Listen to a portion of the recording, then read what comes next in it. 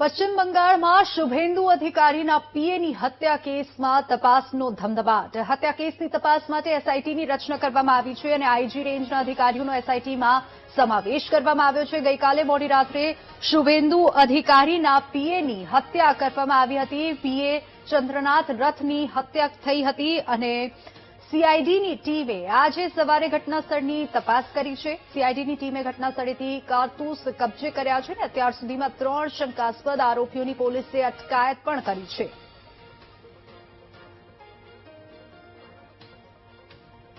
તો સીઆઈડીની ટીમે તપાસ તેજ કરી છે. શુભેન્દુ અધિકારીના પીએની હત્યા કરવામાં આવી છે અને સીઆઈડીની ટીમે ઘટનાસ્થળે પહોંચીને તપાસ તેજ કરી છે. આ હત્યા બાદ અનેક અટકળો તેજ થઈ ગઈ છે, અનેક સવાલો ઉભા થઈ રહ્યા છે. હત્યા કેસમાં એસઆઈટીની પણ રચના કરવામાં આવી છે.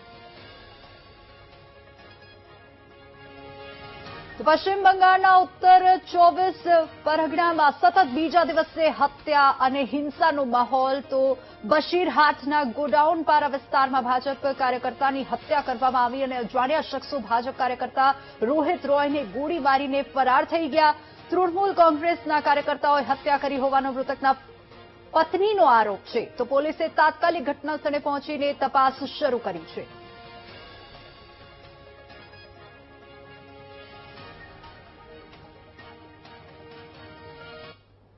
टीएमसी का मतलब ही है टोटल माफिया कल्चर और महाजंगल राज और इंस्टीट्यूशनलाइज पॉलिटिकल वायलेंस. पहले सुवेंदु अधिकारी जी के पीए को गोली मारकर उनकी हत्या कर दी गई. ये प्री प्लान्ड कॉन्स्पिरेसी थी. और अब पेट नहीं भरा तो एक और टीएमसी के हथकंडे का प्रमाण सामने आया है, जिसमें कि भारतीय जनता पार्टी के कार्यकर्ता रोहित रॉय को गोली मारकर अब वो गंभीर अवस्था में है. कई बीजेपी के नेताओं की गोली मारकर और हत्या कर दी गई है जब से टीएमसी चुनाव आ रही है.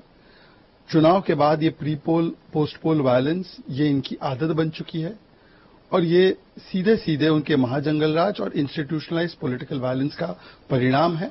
और ऐसे लोगों को कतई बख्शा नहीं जाएगा. कानूनी पूरी कार्रवाई उनके खिलाफ की जाएगी.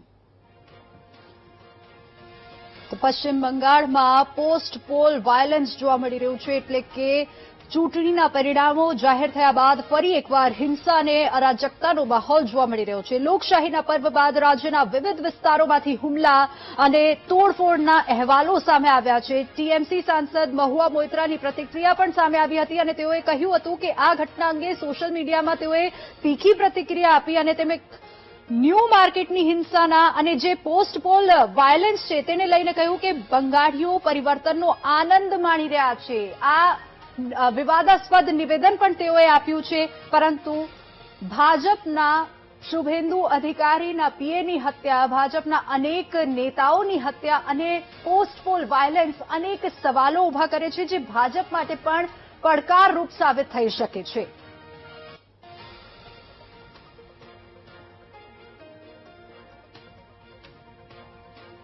તો આ જ મુદ્દે ચર્ચામાં આપણી સાથે ડોક્ટર પ્રકાશચંદ્ર પટેલ, પ્રભારી ભવાનીપુર વિધાનસભા બેઠકના જોડાઈ ગયા છે.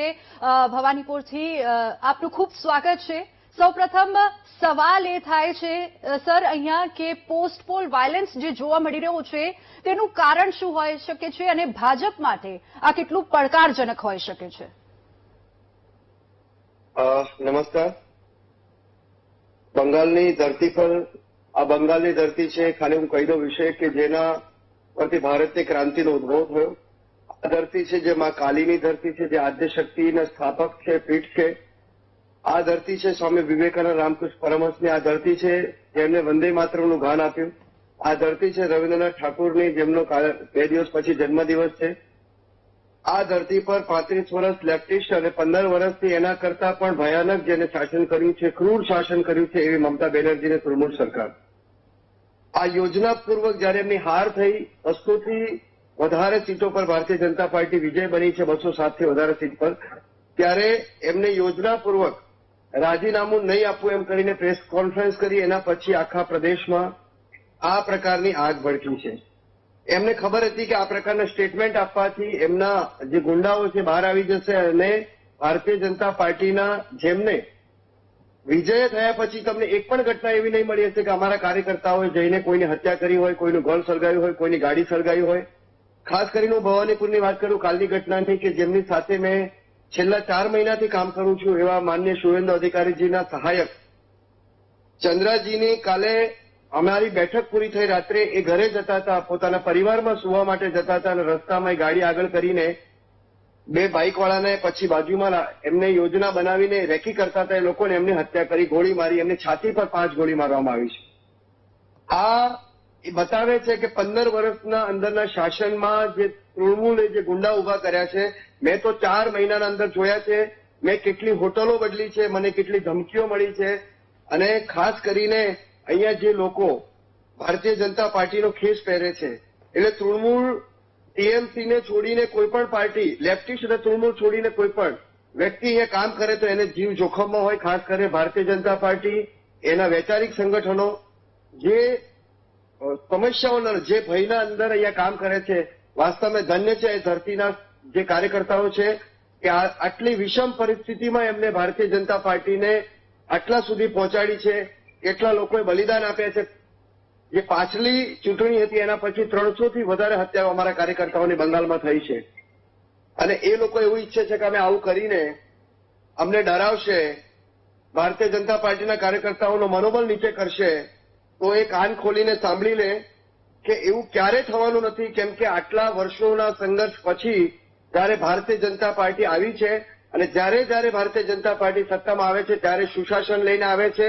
અને આ પ્રકારના આતંકવાદી, ઘૂસપેઠિયા અને ગુંડા તત્વોનું સંહાર થશે એ નક્કી છે. અમારા શુવેન્દુ અધિકારીજીએ કહ્યું છે પ્રેસ કોન્ફરન્સમાં કે અમારી સરકાર આવનારા દિવસોમાં ગુંડા મુક્ત, ઘૂસપેઠ મુક્ત અને જે પ્રકારે બાંગ્લાદેશી લોકોને અહીંયા તમે બેન ભવાનીપુરમાં ક્યારે વિઝિટ કરજો, અત્યારે તો ચલો આવશો ત્યારે ભાજપનું શાસન હશે, તમને સારું જ જોવા મળશે.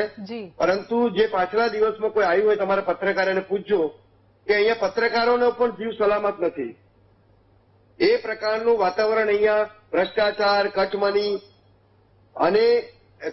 અને ભ્રષ્ટાચાર એટલે કેવું, તમારે ઘરમાં કોઈ ટાઇલ્સ લગાવી હોય તો પણ પૈસા આપવાના, તમારા ઘરનો દરવાજો બદલવો હોય, તમારા ઘરની ટીવી બદલવી હોય, તમારે એસી બદલવું હોય તો પણ પૈસા તમારા અહીંના કોર્પોરેટર, કોર્પોરેશનના કર્મચારી. પ્રકાશચંદ્રજી, જ્યારે આપ એક પ્રચારક તરીકે ત્યાં બંગાળ ગયા હતા ગુજરાત તરફથી, અને ત્યારે પણ જેમ કે 1 મે, 2 મેના રોજ આપણે પરિણામો પહેલા જોયું હતું કે ભવાનીપુરમાં, ફાલ્ટામાં અનેક જગ્યાએ તોડફોડ કરવામાં આવી. ટીએમસીના અધિકારીઓ અને ટીએમસીના નેતાઓ ભાજપ પર ઠીકરું ફોડી રહ્યા હતા અને હવે હાર થયા પછી પણ તેઓ ભાજપ પર જ ઠીકરું ફોડી રહ્યા છે.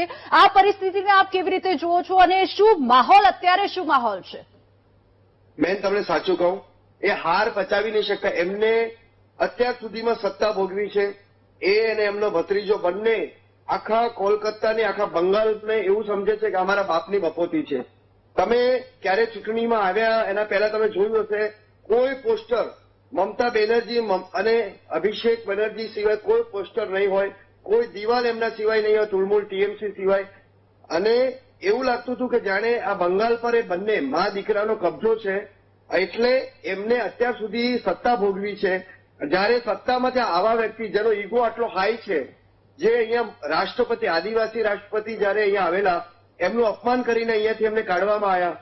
અહીંયા માન્ય પ્રધાનમંત્રી, દેશના વડાપ્રધાન છે, એમનું અપમાન કરવામાં આવે. એમને બ્રિગેડ ગ્રાઉન્ડ પર એમના રેલી સફળ નહીં થાય એના માટે બસો અટકાવીને પથ્થરમારો કરવામાં આવ્યો.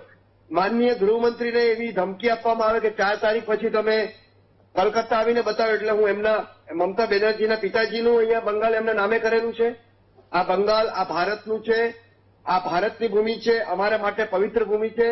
અને એટલા માટે આ ભૂમિને સુરક્ષા આપવી, આ ભૂમિને સુશાસન આપવું અને આ અહીંના બંગાળીઓને, એક બંગાળીનો હક મળે. તમે વિચાર કરો બેન, આયુષ્યમાન યોજના અહીંયા લાગુ નહીં થાય, પ્રધાનમંત્રી યોજનાનો કોઈ લાભ નહીં મળે એને, કિસાન યોજનાનો કોઈ લાભ નહીં મળે એને, જે ઘર બનાવ્યા પ્રધાનમંત્રી આખા દેશમાં, અહીંયા કોઈ જ લાભ નતો મળતો બેન. અને એના કારણે અહીંના લોકો પણ બહુ દુઃખી હતા.